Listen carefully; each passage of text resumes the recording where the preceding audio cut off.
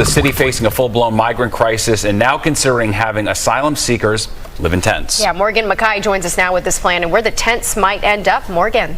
Steve and Natasha, not only tents, the city is also starting to give migrants a free one-way plane ticket out of town. In fact, they have set up an entirely new office in Manhattan and are directing migrants there instead of the Roosevelt Hotel. Now, this comes as the city says it's also considering distributing tents to newly arriving migrants and creating tent encampments in city parks.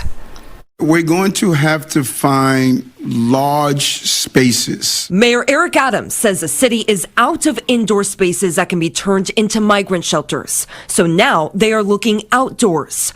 The city is considering handing out tents to newly arriving migrants so they can create encampments in parks and other outdoor spaces. What we're dealing with right now is a depletion of resources that is going to threaten our ability to provide the basic services to New Yorkers.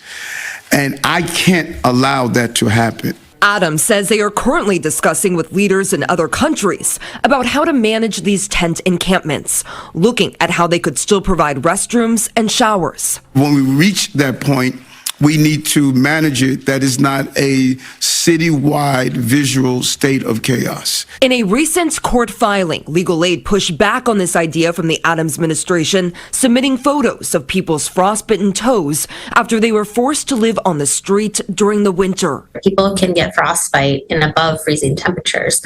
And so there are people that die from being outside in the elements, even now with the right to shelter. The city is also now directing migrants to a new reticketing office in the East Village instead of the Roosevelt Hotel once their 30-day shelter stay limit is up.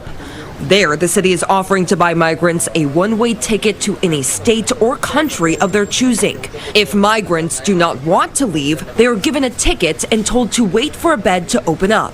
But Catherine Cliff from the Legal Aid Society says the center is only open for business hours and not a place these migrants can sleep. Clients are either not being told anything or they're being directed to sites that are not, in fact, places they can sleep, but simply holding facilities where people are lying on the floor and given a Mylar blanket overnight. And we have clients who have been there for days.